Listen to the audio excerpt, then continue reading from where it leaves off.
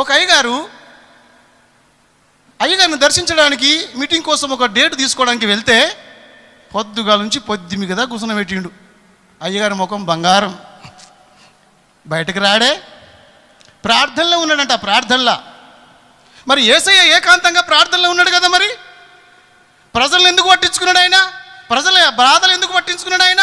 వాళ్ళని ఎందుకు త్రోసివేయలేదు? వాళ్ళని ఎందుకు సిద్ధించుకోలేదు? వాళ్ళని ఎందుకు గెంటు వేయలేదు? వాళ్ళని ఎందుకు నెట్టివేయలేదు? వాళ్ళని ఎందుకు దూరం చేయలేదు?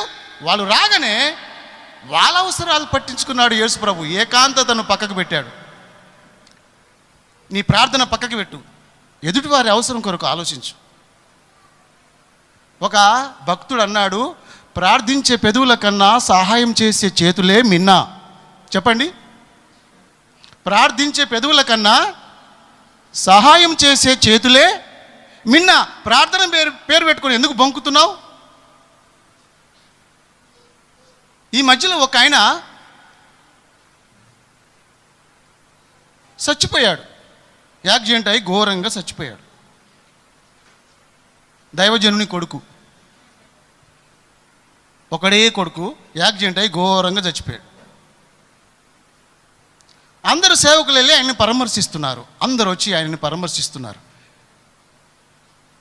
ఒక సేవకుడు ఆయన ఏడి అని వాళ్ళు అడిగితే ఆయన ఉపవాస ప్రార్థనలో ఉన్నాడు, రాడంట అని అన్నారు. చాలామంది అడిగిరు, ఆ సేవకుడు రాలేదేంది? మీ ప్రెసిడెంట్ రాలేదేంది?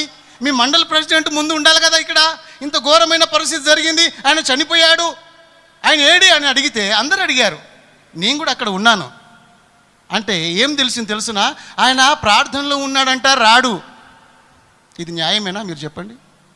ఒకవేళ నీ తండ్రే చచ్చిపోతే, నీ కొడుకే చచ్చిపోతే, నీ బిడ్డనే చచ్చిపోతే, నీ భార్యనే చచ్చిపోతే నువ్వు అలాగనే ఉంటావా ప్రార్థనలా? మీరు చెప్పండి. ప్రార్థన ఉండడం ముఖ్యమా, చచ్చిపోయిన ఆయన దగ్గరకు వచ్చి పరామర్శించడం ముఖ్యమా? ఏది చెప్పండి, మీకు తెలిసిన కాడికి చెప్పండి. ప్రార్థన ముఖ్యమా, పరామర్శించడం ముఖ్యమా? అవును కదా. ప్రలాపించు ఆ ఇంటి వారికి పోవడమే మేలు. మరి ఈరోజు ప్రార్థనలో ఉన్నాడంట, బిజీ ఉన్నాడంట. ఎందుకయ్యా నీ ప్రార్థన? కనికరం లేని ప్రార్థన, దయ లేని ప్రార్థన, జాలి లేని ప్రార్థన. కఠినుడా, నువ్వు దేవునితో ప్రార్థన చేస్తే దేవుడు వింటాడు అనుకుంటున్నావా? నీ ప్రార్థన పక్కోడు చనిపోయి ఏడుస్తుంటే ఆయన పక్కకి పెట్టి నువ్వు దేవుని దగ్గర కూర్చున్నావా? మరి దేవుడు ఏం చేసిండు? యేసు ప్రభు ఏకాంతంగా అరణ్యంలో ఉన్నాడు కదా. మీరు వెళ్ళిపోండి దయచేసి నా యొద్ద నుండి, నేను జరసేపు ప్రార్థనలో ఉంటా అన్నాడా? లేకపోతే వాళ్ళ మీద కనికరపడ్డా?